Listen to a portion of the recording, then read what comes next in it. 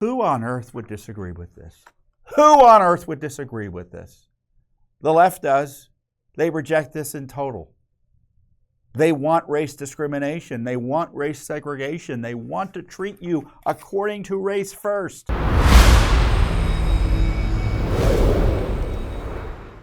It's so important and so needed, this 6-3 decision that has overturned the race-based admission policies, let's just say discriminatory admissions policies in colleges and universities, both public and private. So public universities, for obvious reasons, can't discriminate on race because they're based on race because they're the government. And private universities and colleges can't discriminate if they take federal funding under the civil rights laws. And for years and years, the Supreme Court wrongly has allowed colleges and universities to take race into account when considering an applicant for admissions. And on the face of the 14th Amendment, on the face of the civil rights laws, the Civil Rights Act, it's obvious that it was unlawful. But because they thought, in the case of university admissions, that that diversity was a compelling enough reason to warrant discrimination. And the ruling, the infamous ruling that allowed that, said, well, you know, we'll let that happen. Diversity is compelling enough, but only for the next 25 years or so. And that ruling was about 25 years ago. And so the court threw out these racially discriminatory admissions policies, and the left is apoplectic because they believe in racism. They believe, racism, I guess, is a strong word. Maybe it isn't, but I'll let you, what do you think in the comments below? Let us know what you think. One word I do like to use is racialism. They want to use race to divide America and really destroy the American way by turning us against each other through this racial favoritism. And thankfully, the Supreme Court stood up against it. As I say in our statement, I'm going to get our statement out, and then I'll get into the decision a little bit. Where's our It was long past time for the Supreme Court to require our higher education system to follow the Constitution and stop blatant and unconstitutional race discrimination. As the Supreme Court majority observes in the opinion, I encourage you to review it, eliminating racial discrimination means eliminating all of it. The decision could not come at a better time, as the extremist left embraces outright race discrimination, racial separatism, and racial segregation under the guise of anti-racism. And as Justice Thomas observed in his concurring opinion, and a concurring opinion is saying, look, I agree with what the majority says, but I want to add my 2 cents here specifically. The solution to our nation's racial problems cannot come from policies grounded in affirmative action or some other conception of equity. Racialism simply cannot be undone by different or more racialism. Instead, the solution announced in the Second Founding, and the Second Founding he's referencing is the development of the constitutional amendments after the Civil War that protected the rights of the newly freed slaves and everyone else in more dramatic ways, not only in the 13th Amendment, obviously, but the 14th Amendment, which grants every citizen equal protection of the laws. So instead, the solution announced in the Second Founding is incorporated in our Constitution, that we are all equal and should be treated equally before the law without regard to our race. Only that promise can allow us to look past our differing skin colors and identities and see each other for what we truly are, individuals with unique thoughts, perspectives, and goals, but with equal dignity and equal rights under the law. So not only is that an originalist, as I read this, my epiphany is as follows. Not only is that an originalist position and one that obviously fairly applies the law as written, is what we expect judges to do, but in terms of how to treat each other, right? Isn't it a Christian position? Isn't it a godly position? And the left is opposed to all of that. And Justice Thomas, again, hit it right on the head, and it's his concurring opinion is worth the price of admission when you're reviewing this, when I hope you go and read the full opinion. Now, Judicial Watch has been battling in this arena for years. We filed several amici briefs with the Allied Educational Foundation, which is one of our partners in filing amicus briefs. They've been with us for years doing that. And there was this group called Students for Fair Admissions, and they had these Supreme Court cases that just percolated seemingly forever and a day. And I think we filed four amicus briefs, or amici briefs, since we were friends, not just a friend of the court. And we argued in our briefs that the court should reject, and this is kind of what the court did, a prior 1978 Supreme Court opinion that seemingly authorizes racial discrimination in college admissions. And this was the Bakke case, B-A-K-K-E, and you'll see that referenced in the court decision. Since Bakke, there have been at least 26 separate opinions.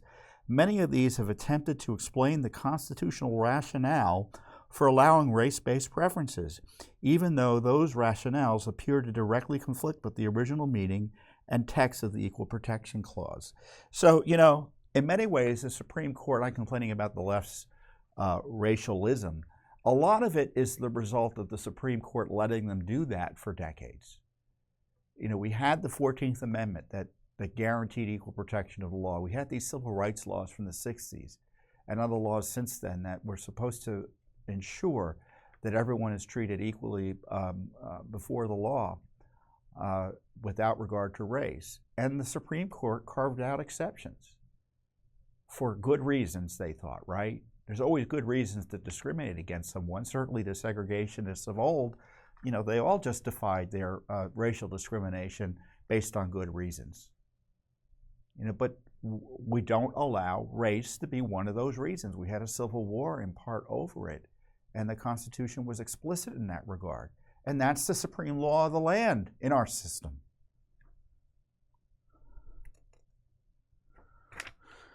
So thank you, Supreme Court, for cleaning up your mess.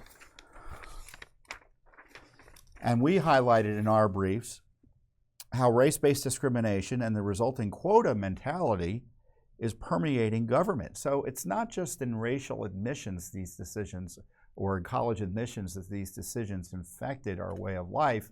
This racialism metastasized and spread throughout our culture and government. Vice President Kamala Harris, for instance, attacked equality and implicitly called for race-based quotas. And this is what she said. There's a big difference between equity and equality. Equality suggests everyone should get the same amount. The problem with that, not everyone's starting out from the same place. Equitable treatment means we all end up in the same place. Well, that's Marxism. That's Marxism. Referencing this and other Biden administration actions promoting racial favoritism, the brief noted, this is Judicial Watch and Allied Educational Foundation's brief, there is no constitutional guarantee that we all end up in the same place. The foregoing statements reveal a distorted view of the Equal Protection Clause of the 14th Amendment that would guarantee racially proportionate outcomes under the name of, quote, equity, not the equality of opportunity. The Equal Protection Clause is always guaranteed. These are more than their mere words or theories. Racial preferences have increasingly become incorporated in the real world, governmental decisions and policies. For example, the Department of Agriculture recently sought to use race as a basis for deciding who receives government loan forgiveness. In a similar vein, New York issued guidelines governing which COVID-19 patients were eligible to receive life-saving monoclonal antibodies and other therapeutics that were required, In a similar vein, New York issued guidelines governing which COVID-19 patients are eligible to receive life-saving monoclonal antibodies and therapeutics. And those guidelines required the patients to be a person of color or Hispanic ethnicity.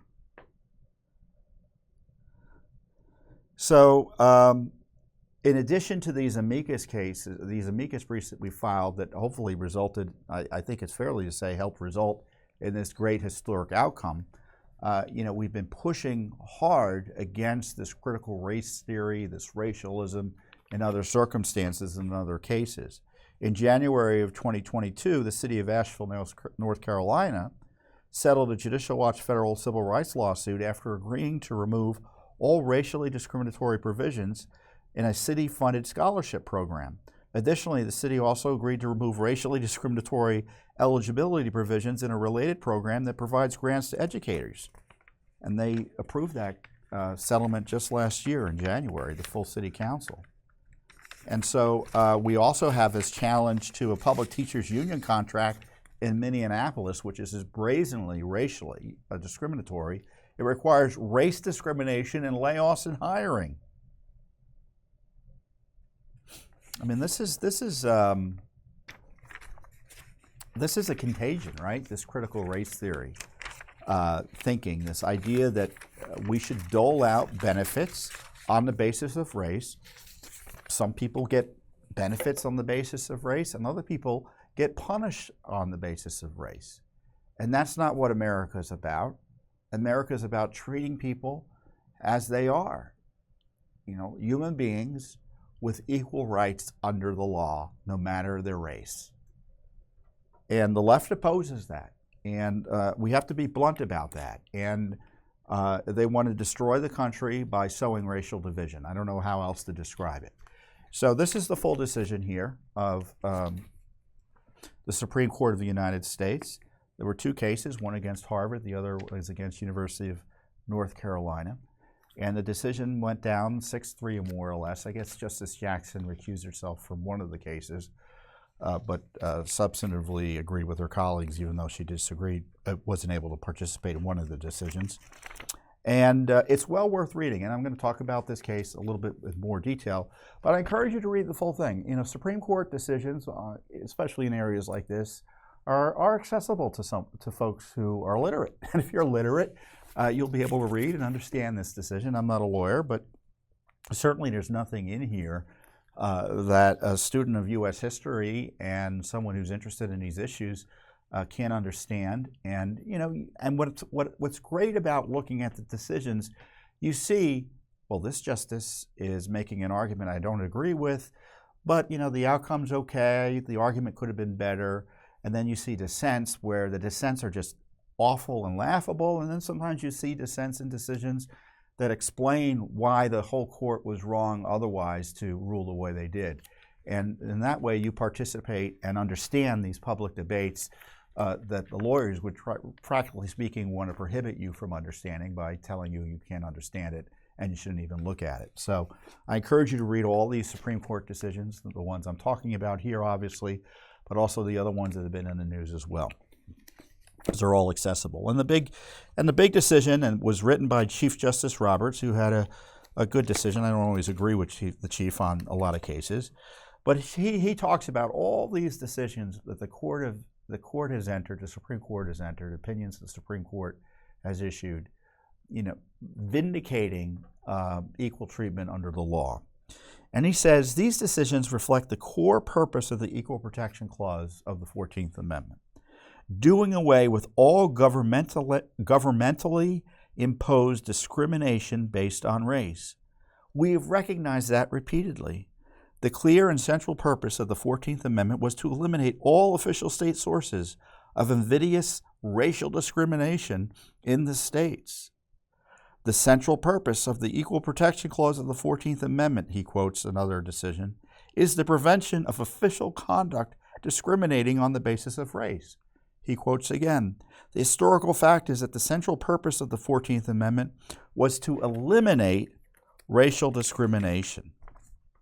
Eliminating racial discrimination means eliminating all of it. And the Equal Protection Clause, we have accordingly held, applies without regard to any differences of race, of color, or of nationality. It is universal in its application. For the guarantee of equal protection cannot mean one thing when applied to one individual and something else when applied to a person of another color. If both are not accorded the same protection, then it is not equal. Any exception to the Constitution's demand for equal protection must survive a daunting two-step examination known in our cases as strict scrutiny. Under that standard, we ask, first, whether the racial classification is used to further a compelling governmental interest. Second, if so, we ask whether the government's use of race is narrowly tailored, meaning necessary to achieve that interest. Outside the circumstances of these cases, our precedents have identified only two compelling interests that permit resort to race-based governmental action. One is remediating specific, identified instances of past discrimination that violated the Constitution or a statute. The second is avoiding imminent and serious risks to human safety in prisons, such as a race riot. Our acceptance of race-based state action has been rare for a reason. Distinctions between citizens solely because of their ancestry are by their very nature odious to a free people whose institutions are founded upon the doctrine of equality. That principle cannot be overridden except in the most extraordinary case. Who on earth would disagree with this? Who on earth would disagree with this? The left does. They reject this in total. They want race discrimination. They want race segregation. They want to treat you according to race first and your other God-given qualities second. It's pernicious, it's dangerous, and it's un-American. And it's anti-constitutional. And thankfully, the Supreme Court has finally gotten its act together and knocked back these racially discriminatory practices that they've allowed to take place with respect to college admissions. And I hope, fairly read and further applied, that this decision results in other race-based decision-making by businesses and hiring and loan-making and things like that, that they can't do it anymore because it's unconstitutional and illegal. Thanks for watching. Don't forget to hit that subscribe button and like our video down below.